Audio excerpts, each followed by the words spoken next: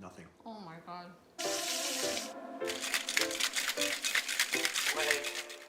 All right, so let's make some burgers.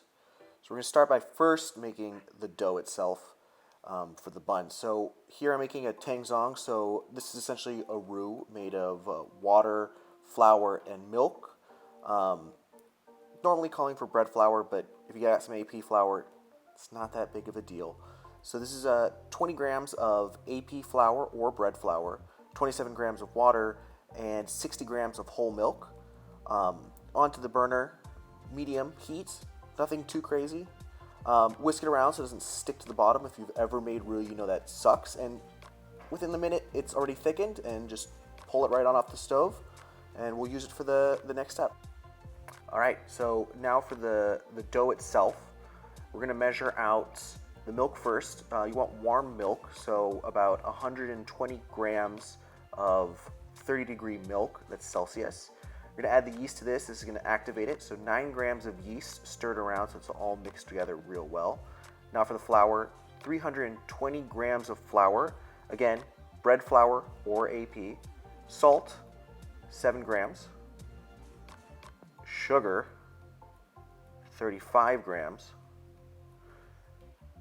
Now make sure all these dry ingredients are mixed together well before attaching it to the machine and adding the rest. Do make sure you go to the website so you can follow along with all the ingredients so you can watch the technique and know how much to add at a time. So we're going to add the milk and yeast mixture now. It should be nice and bubbly and active. Add it in slowly on low so that you don't have a flour everywhere in your kitchen.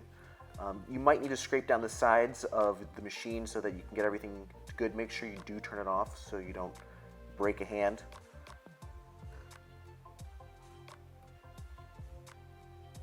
Now we're going to add the tangzong to the mixture. Go ahead and just throw it all in there. Make sure you get it all out of the bowl. It's a little sticky. Again, make sure everything mixes well. Get it all kind of going. From here, we're going to add in the egg and the egg yolk. So after the egg yolk, we're going to add the last ingredient before letting this run for a little bit. Butter. So make sure the butter has been softened room temperature. You can throw it in the microwave for about 10 seconds real quick and it should soften up.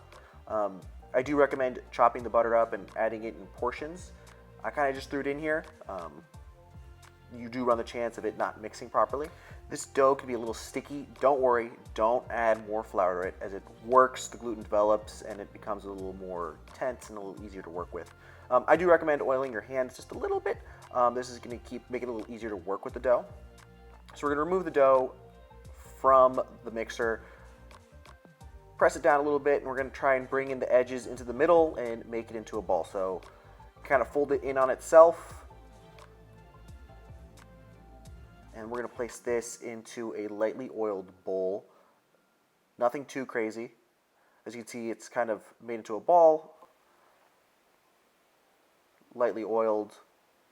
And we're going to let this now ferment at room temperature for 1.5 to 2 hours or till it's doubled in size. Keep it in a warm part of your kitchen. I leave mine near the oven and the stove where there's always a little bit of heat going on from cooking or warming something up.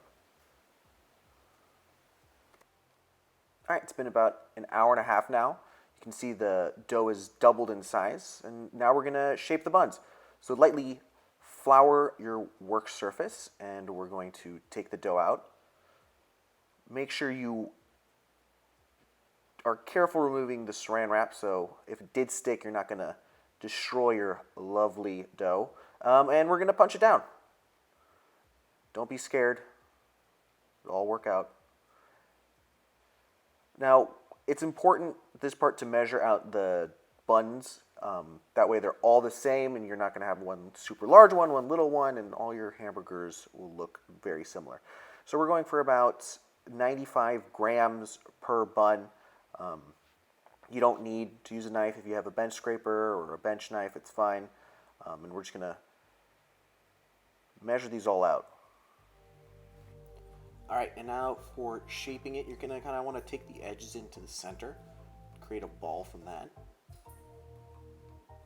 From there, flip it over and start rotating it about 90 degrees, pulling towards you. It's going to grip onto the cutting board or the work surface, and tighten the skin of the dough, making it into a sphere. You can also cup it and rotate it between your pinkies. And you want to do this with all of them and until the top layer of the dough is nice and tight.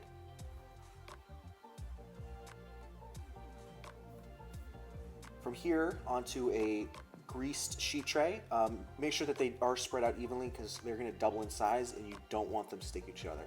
From here, 1.5 hours to 2 hours to be proofed, and we're going to make just a quick egg wash with a tablespoon of milk, 1 egg, beaten, and this is going to be used to brush over the buns before they go into the oven.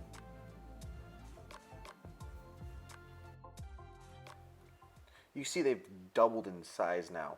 So we're going to brush this egg wash over the tops of the balls, make sure you get it all around, and these are going to go straight into a 350 degree oven, uncovered, for about 20 minutes to 25 minutes. Do keep an eye because all of a sudden they'll go quick and you could burn them. All right, so straight out of the oven, and we're going to brush them down with some butter. This is going to make them taste great, keep the shine on them. I know they look great and you want to dig into, but let them cool off before jumping into them. And this will give you time to get some condiments ready for your burgers. So I'm going to do some caramelized onions. So we're going to chop them up real thin. You can use it on a mandolin. If you don't want to lose a finger, use a knife. Chop them up nice and thin. And they're going to go into a cold pot with just a little bit of olive oil. This is a slow process. Don't speed it up. Don't cheat. Don't add sugar to it. I know some people like to do that. And you're going to let them just kind of take the time. You want to release all that water that's in those onions. Give them a stir every once in a while. I like to add a little bit of salt towards the beginning, and this kind of pulls a lot of that moisture out.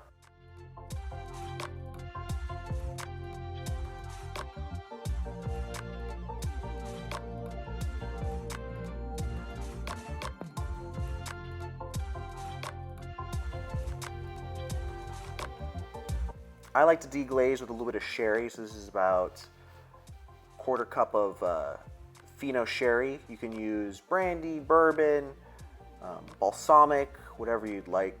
I think this adds a lot of umami to it. Sherry vinegar is also one of my favorites to use in caramelized onions. It's going to go a little longer, and you'll see they're almost turning into a jam now, and you just pull them off and let them cool down.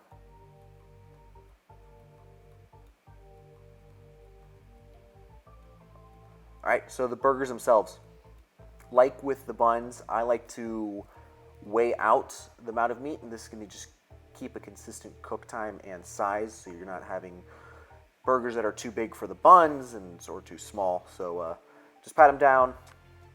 I like to go simple: salt and pepper, cast iron, heavy bottom skillet, a little bit of oil, and then get this ripping hot. Make sure your patties are room temperature. This is going to make it easier to cook. And in they go. I like to season the other side since I hadn't before. Just a little bit of salt. And flip them over. Don't be touching your burgers and pushing them down. It does nothing except for make them drier.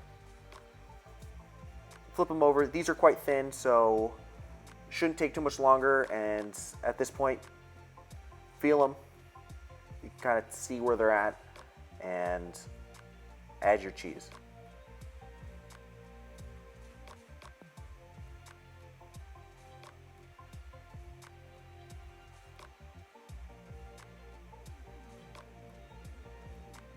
All right, it's time to build your burgers. I think it's super important to toast your buns.